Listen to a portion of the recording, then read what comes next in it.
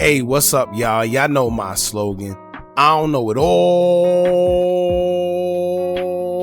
but I know what I've been through.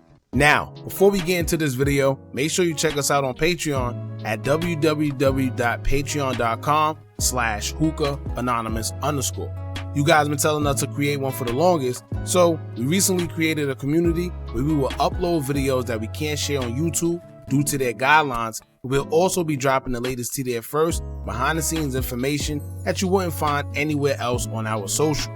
So make sure you become a member, and after you do that, head over to our official Instagram page at Hookah Anonymous _ and follow us there.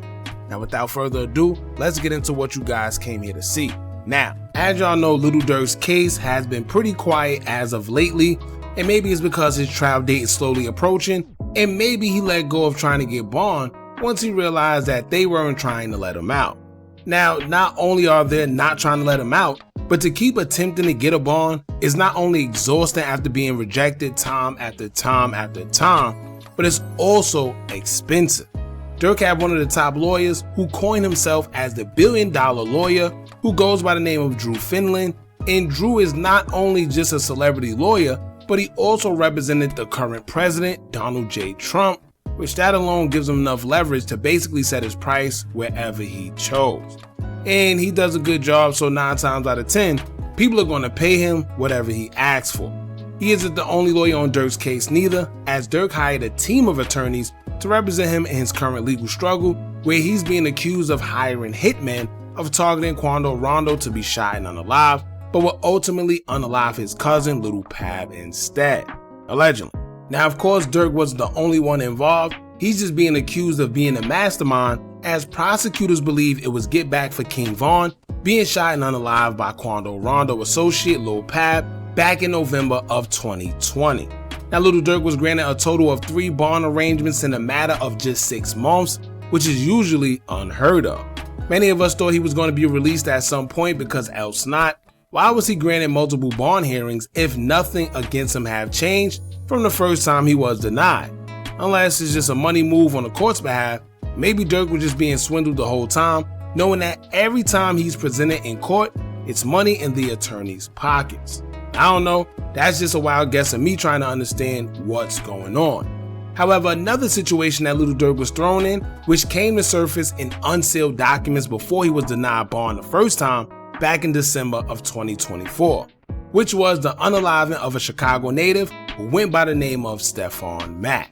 On January 27, 2022, 24-year-old Stephon Mack was shot and unalive as he was leaving the Youth Peace Center of Roseland on West 111th Street in Chicago. CCTV footage shows 2 masked men waiting in a vehicle outside of the youth center, parked opposite of all the cars, making it a little suspicious, waiting for Mack to exit the youth center. As Mack exited, they would spot him as he looked suspiciously at the vehicle and started firing at Mack as he ran away, and one of the suspects chased him. Mack would later on pass away due to his injuries at the hospital, and the feds believe this was a targeted hit. The feds allege that Lil Durk was also behind that situation and would try to charge him with the same M for hire charge, as they allege Stephon Mack was the leader of a GD set in Chicago called Smashville. This set is said to be responsible for the unaliving of Lil Durk's brother, Money-Making D-Thing, who was shot and unalive back in 2021 at Club O. So the motive behind the unaliving of Mack was basically get back for D-Thing, allegedly, according to FBI. This would be a devastating blow to Lil Durk, as they had a bunch of evidence against him, tying him to the suspects who they claim involved Durk's names in text messages and phone calls, stating that they are waiting for a payment from him for something after Mack's passing, indicating that they will be paid for the shooting, allegedly. We even seen pictures showing Lil Durk around the suspects in Chicago, which is what made the feds believe that he is somehow affiliated with them some way. However, with all that said and done, we will see the unsealed case against Durk get randomly dropped out of nowhere in June of this year, right before the ruling of his last bond hearing. News sources would state that Durk would no longer be charged with M for hire for the unaliving of Stephon Mack. And I found it kind of weird, because not only did they not give us much of a clear reason as to why, but one may ask yourself, why would they gather all this evidence and information to go against Durk and then just suddenly drop everything out of nowhere? There's no statute of limitations on the body, so What was the reason? Durk may have just dodged a bullet because according to court documents, it would say, quote, "The government repeatedly cites to allegations from a federal case out of Illinois where Mr. Banks have never been charged and never will be charged despite the passage of over 3 years since the underlying incident. The government's own exhibit reveals that the allegations pertaining to Mr. Banks are based primarily on information from a cooperating human source described in the affidavit as a paid FBI informant and former gang member with a criminal history. Most importantly, the U.S. Attorney's Office for the Northern District of Illinois have confirmed that they do not plan to supersede the charges there to indict Mr. Banks in connection with the ongoing case in United States versus Anthony Montgomery Wilson and Preston Powell. When asked by Judge Thomas M. Durkin whether the case will be superseded, the government affirmed that it will not be. This court should give no weight to these uncharged and uncorroborated allegations.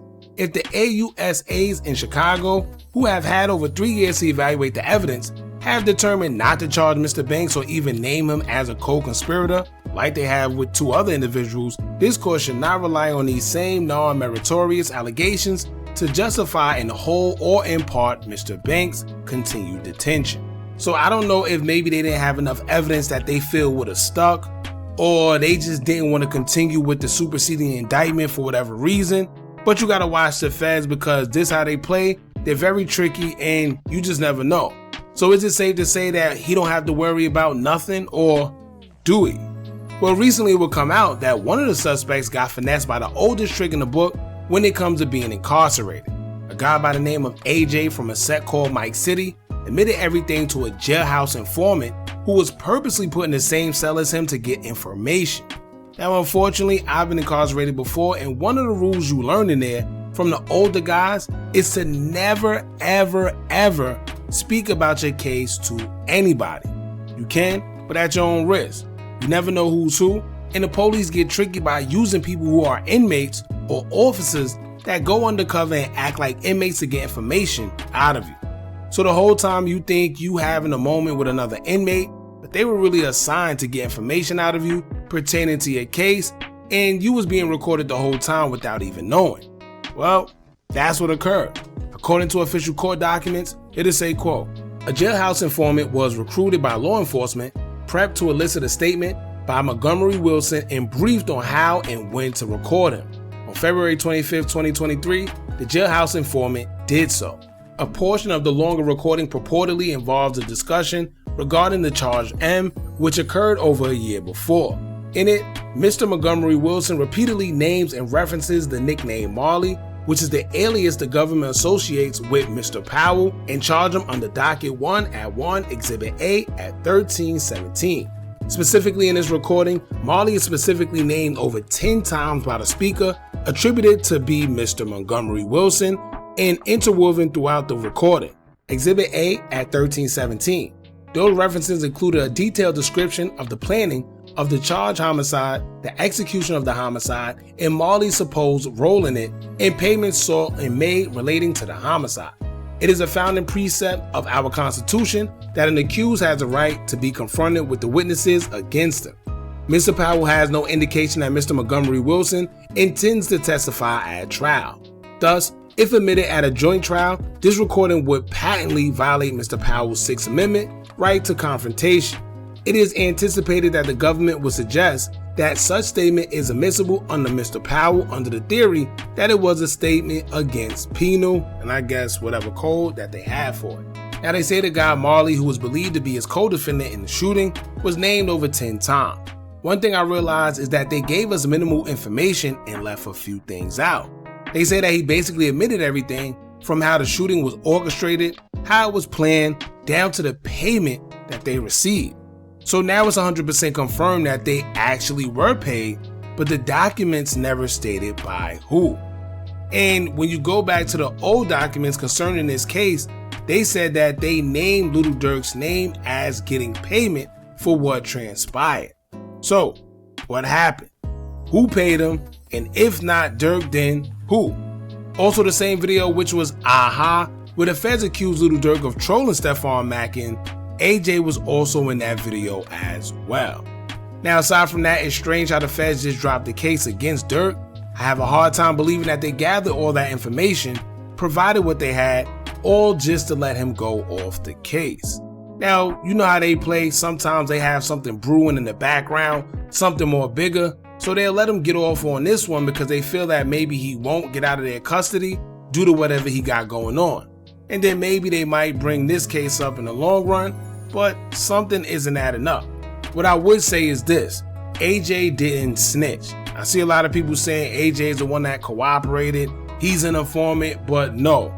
They just finessed him and tricked him by putting somebody in a cell with him and basically had him tell him information and recorded him saying it. Now it's up to him if he want to admit it during the trial that he did say it or not. That's totally up to him. But it's going to be a hard time trying to convince a jury that it's not your voice on that recording.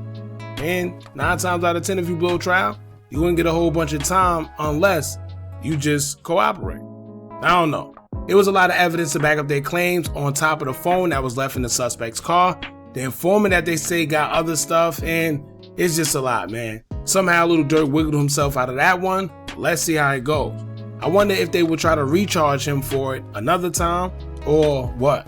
Y'all jump in the comments, let me know what y'all think about this. Don't forget to like, comment, share, and subscribe. Hit that bell so you're notified every time we drop new content. And remember, as long as you keep on watching, I'ma keep on dropping.